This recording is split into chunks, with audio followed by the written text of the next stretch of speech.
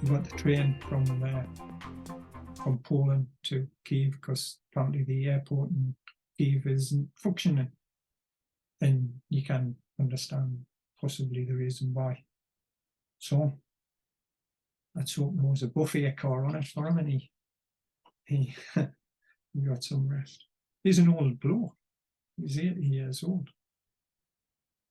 You can see that the way he walks and stuff like that.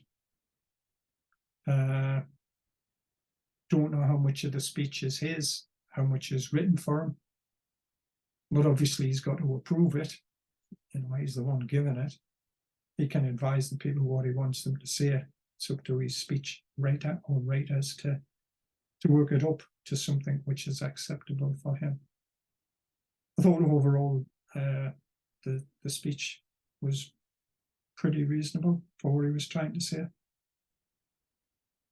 He mentioned about the UN and basically saying that the General Council, and he was specific with that, because the Security Council contains Russia. So it says that the General Council had voted 143 saying, you know, that Russia, and condemning them. And there was 4 countries voted with Russia. North Korea kind of sticks in my mind as being one of the ones. I can't remember the other 3. I think one of the other ones was quite a small country, though. He then goes on, which a lot of leaders do, and I think previous leaders in the United States have tried to speak to the people in the country that they're having a conflict or a disagreement with, specifically like Iran, and basically saying that you know, we haven't got a problem with the people of Russia. Our beef, Ukraine's beef as well, and all the countries in NATO's beef, but especially because he's speaking as President of the United States. The United States beef is with, I can't remember whether he just said Putin or the government of Russia. He says we're not wanting to attack Russia. He says what's happening in Ukraine, it wasn't necessary. He says it's a tragedy. People are helping out Ukraine. There's a coalition of the willing, whatever. The EU's helping out, and they're helping out with all the refugees. A huge number of refugees, millions. I think there's over 1.5 million or whatever in Poland.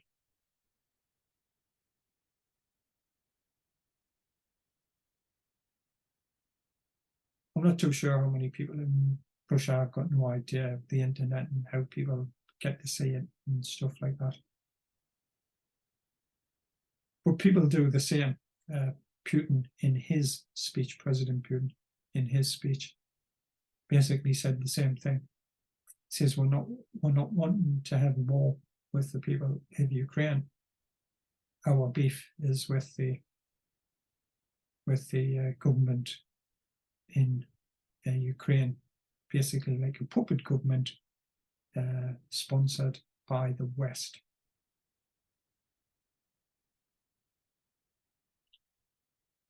Same again, perhaps this is not the time for it, but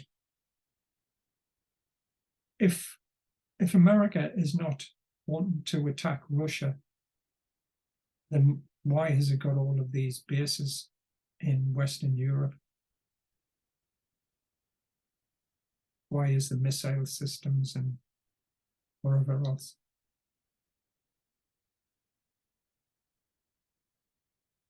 I think if you've got these bases, then you need to make a case for it.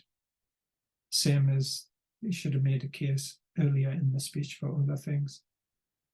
Give the full picture, the full truth. This is the reason why we're putting bases here. We're being asked for assistance, or we're doing this. But the United States is assisting with Norway to build a reasonable sized base up in North Norway. Remember that the Russian fleet in their submarine fleet is just round the corner, I believe, in Murmansk, or one of the inlets or outlets up at that stage. You need to, like I say, give them the full truth. Yeah, let's hear it. Let's hear your version of why America has got all of these bases. In lots of cases, companies are willing to have them in their company. America gives them finances for them. Tells these countries they don't have to do a lot of the defense capabilities themselves. But you kind of just say, we're not want to attack Russia, and by the way, we're building a big base up nowhere. Come on, man. That was the point. Loads of refugees in Poland, far too many. When can these people go home? He didn't mention when can they go home.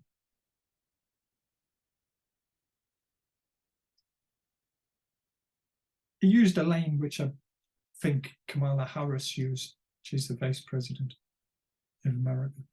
When she was in Munich, when she was talking about, all over when she's going over America, she says Ukrainian flags and stuff like that. And she used to, it sounded like virtually the same line. So whether the speechwriters copy and pasted, don't know, but it sounded virtually the same.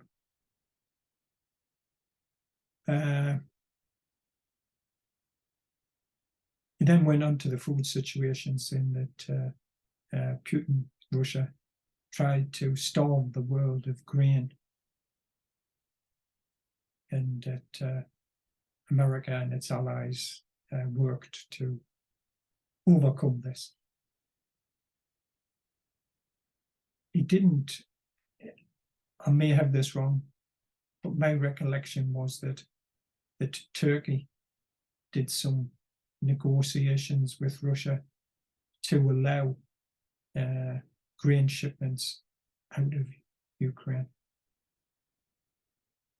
He didn't mention that, though. It was just the United States and the allies worked and we've sorted that problem out.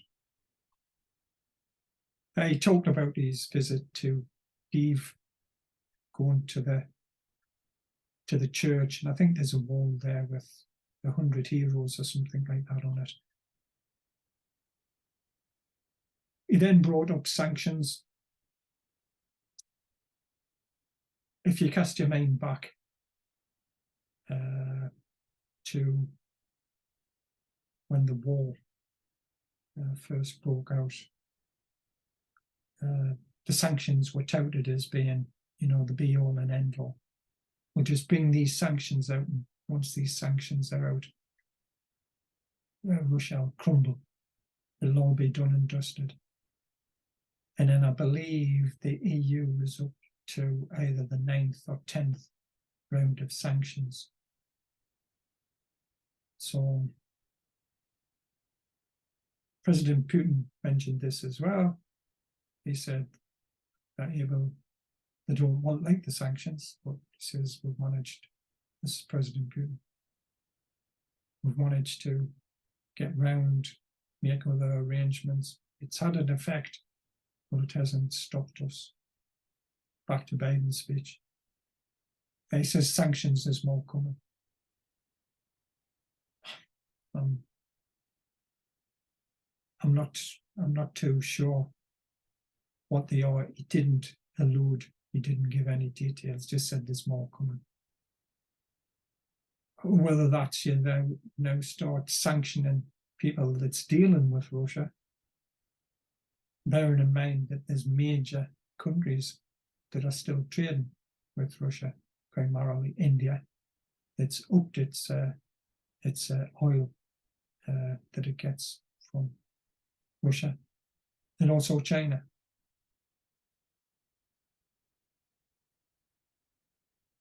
He didn't mention China in it at all, or India, or I suppose they would call it sanction busting, but different countries take different views, blockade running and stuff like that. If the sanctions were that effective, it's been a year, a lot of people would say, and how effective are they? Other people will say, well, it's a slow burner. We need to apply them bit by bit. It's going to take ages.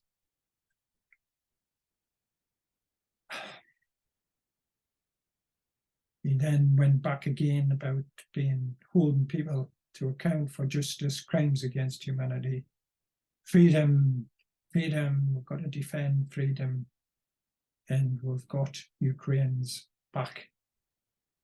It's going to be a summit, NATO summit in the United States, which he'll be hosting, because in essence, NATO is like 90% the United States. It's a bit of France, it's a bit of the UK with bits of armies, and then it's a ragtag bobtail of other countries with dribs and drabs. That's my view of it. I think some of the other countries are in, but in name only. Primarily, I think, because they're small countries. If you've only got a few million people, you can only put a few thousand troops in. The United States has obviously got the huge navy. It's got the technology with the aeroplanes and stuff like that, the fighters. And what he didn't really hammer home, which I thought he could have done more, was the logistics, the capacity.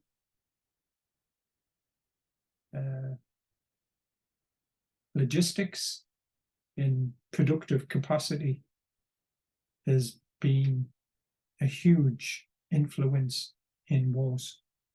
It's one of the reasons why World War II was won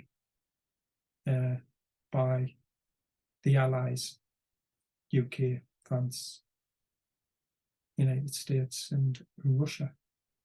Russia provided the manpower. The United Kingdom held out to give people time, and the United States produced and outproduced everybody: planes, trucks, jeeps, boots, clothing, helmets, guns, tanks, ships. If it comes down to a production basis, then you would favour the Western countries. However,